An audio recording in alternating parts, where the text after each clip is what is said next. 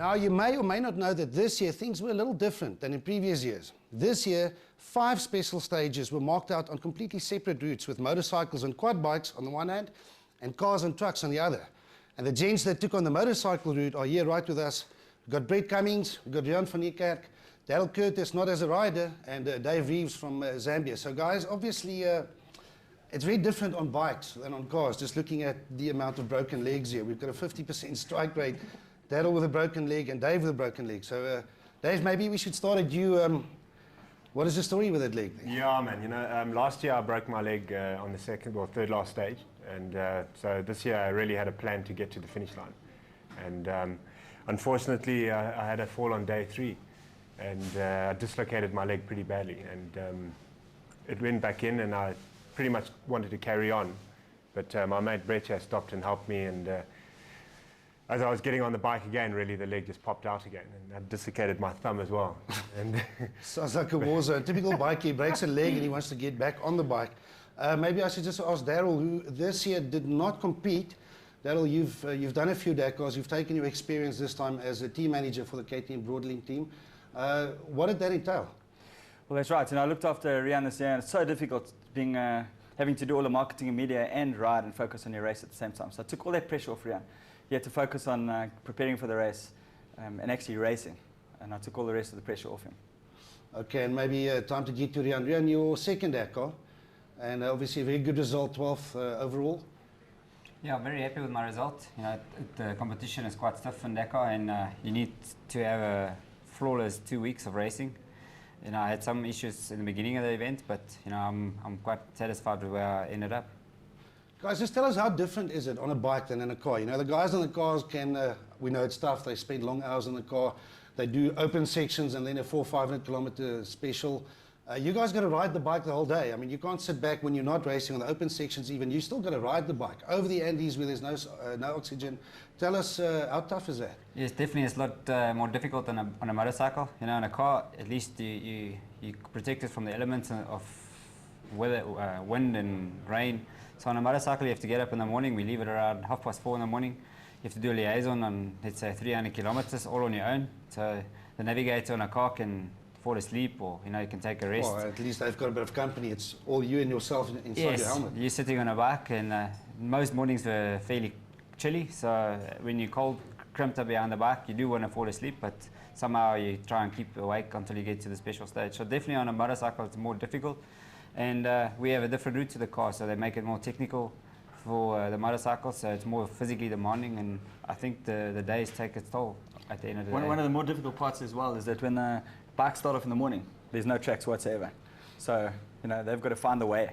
When the cars come along, there already 100 or 200 bikes have been through there. So that does make also a significant difference to the race. And they've got a windscreen. So what you're saying is that it's unfair. The guys on the cars have got tracks to follow, plus a navigator. You've got to do it all yourself. And the driver can focus on driving, and the navigator can focus on navigating. Where the motorcycles, he needs to do both and make sure he doesn't fall off. Well, okay, that's doing 2 things, riding and navigating. I'd like to bring Brett in here. Brett, you competed in what's called the Moto class, which I like to call the Moto class, because you guys do everything yourselves. Just explain to us exactly what does it mean to compete in that class, and how is it different from the other guys in the big teams? Well, you're not allowed any outside assistance, so you look after yourself, you put your own tent up, and you basically service and maintain your bike. If you damage your bike, you've obviously got to repair it yourself, and yeah, it makes your day that much longer. That if you do have any problems throughout the race, it generally puts you back, and the only thing that you sacrifice at the end of the day is your hours of sleep. So what happens is, Brett, the Dakar waits for no one. I mean, it's a wheel that turns, a schedule, the clock is ticking, and you're saying you're falling behind, losing sleep. So how different is it for you guys compared to Rian, who's further up in the field? You're on completely different timing zones almost for the day. I mean, you start 2-3 hours late, and you arrive in the bivouac how much later? Well, I'm not really sure how much later I arrived, but I think he started about 20 minutes, 30 minutes ahead of me each day. It varied depending on the previous race, the race stage, and it's just, you know, it knocks on that much longer. This year's race was a lot slower, or slowed down, and the stages were a lot longer. So we ended up getting in at 5, 6, 7 o'clock at night. And as I said, the only thing that suffers is your sleep. Okay, so Brett, you running a little bit further down the field, run in the top 10, 20, or top 5 even on some of the stages. You come in early into the bivouac. Then, Daryl, what happens then? I mean, as a semi-works or factory team, what happens when he gets into the bivouac? Rian will come give his bike to the mechanics, and it's totally professional. There's a guy that looks after the engine. He'll come service all the engines. There's a guy that checks the electrics. There's a guy that does the wheels. The mechanic goes through the bike meticulously. Every single element of that bike is done for him. Then he goes back to the camper and he starts looking at his road book, which takes 2 or 3 hours. Maybe Rian, you That's can tell what us you a do little at bit this about point when they look at the bike. Tell us a little bit more about your road book and how long involved that is. Yeah, so basically when I arrive in the bivouac in the afternoon, I sort myself out, I go for a shower, I have something to eat, and I get stuck into my road book straight away. I often see Brett come in, an hour and a half or whatever, a little bit later. I feel sorry because I'm already halfway through my road book, and then only he comes in and still needs to sort himself out. But the road book is quite intense for me. I try and paint a picture for myself going through the road book. When you leave the main roads, when you go into rivers, when you're exiting rivers, and when you make directional changes. It's quite key notes in your road book, and if you miss those things, you can get lost. So while you're doing all of this, you might still be on the stage coming in late, and then you have to service your own bike. That's the big difference. You've got a whole competitive or professional team looking after the bikes. You've got to do everything yourself. Yeah, basically you come in at the end of the stage and you park your bike, you get your kit off, put your tent up and let your kit out dry out for a bit, and then go for a shower because it's normally a little bit too hot that time of the day, even though it's 7 o'clock in the evening. The sun only goes down at 9 to start working on your bike. You go for a shower, you get a couple of other things out the way, and come back when it's a bit cooler and start working on your bike, and then rider's briefing, go and eat, do your road book, and you're not getting to bed before 11, 12 o'clock at night. Dave, are you happy or sad that you missed most of this? I mean, you did the 3 days, but it doesn't sound like fun. Yeah, I think it depends on your makeup. I've been riding a long time, and so it's. I know all of us here, we actually love it. You become so passionate about it. And I actually hang around. After my 3 days, I stayed there with my team. We had an RV, so we all sort of lived in the RV for the rest of the trip. And I find it very, very frustrating. My passion Not to be able to my to passion join is to be on the bike, and that's what I like to do. So I take it myself, being a racer, I can also relate to Dave going there and putting all the effort in and getting all the money from the sponsors and doing the 3 days. And myself as well, I had to change my mindset to going, okay, I'm actually there for a media and a marketing purpose, but not being able to ride myself is also, it's got a massive impact on you, and you've got to adjust your way of thinking. Well, you guys are obviously a different breed, so I just want to get back to Brett quickly. Tell us your longest day. What your longest day, how bad was that? How tough is it mentally and physically? I think physically the longest day for me was stage 5. There was a lot of chaos and a really tough section through soft dunes that really took its toll. I literally felt as though I couldn't go anymore, but if you stopped, your head felt like it was going to explode. The temperatures were so high. And by the time I got to the end of that stage, they'd fortunately cancelled the second part of that stage, and it was such a relief, even though we still had another 250 or 300 Ks on a liaison to get back to the bivouac. But that night I ended up forcing myself to go to the medic's tent and put myself on a drip because it was just like a compound effect. The stages didn't get any easier. Last year we had like one really hard stage and then not too bad, and it sort of varied itself. And this year it just got harder and harder and harder. And like stage 5 was a really, really difficult stage. I actually saw him just after he came in. I walked up towards him and I said, "Dudo, you're right." And you know that saying, the lights are on but no one's home? He was that knackered. I think to get back to that, the first 5 stages in Dakar this year was really tough. So obviously 5 days takes its toll. And the main reason for them cancelling the half of stage 5 was due to the heat. I think they were reaching 45 to 48 degrees in the desert, and it wasn't safe for the competitors to go through there. And that was the main reason. They had bikes hitting a light that day because I think 2 or 3 bikes had burned out and some cars.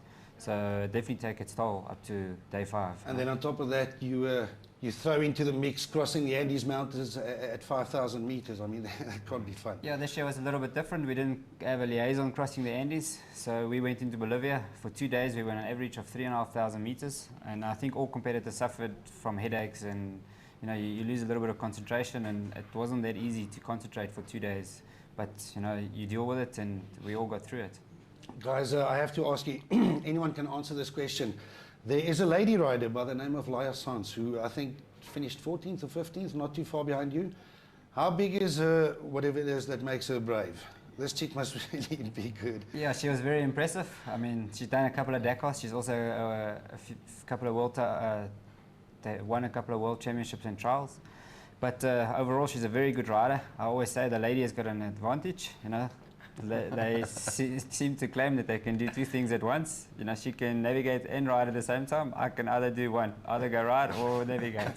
So, yeah, she definitely has an advantage. She's Multitasking. She's very special, and she's actually a really nice person. You get to know her. I believe so. But she rides very well. I got to ask you, how good is Cyril Dupre and Mark Coma, those 2 guys, really? I mean, we all know that when they're both in the rally, they are going to be the ones competing for the win, but how good are they really? Yeah, in my opinion, in short answer, experience. They have got lots of experience. They've done over 150 rallies each over the past 10 years. It definitely helps. It's like anything, the more you do it, the better you get at it. And it helps that they're good riders. Don't take that away. They're exceptionally good riders.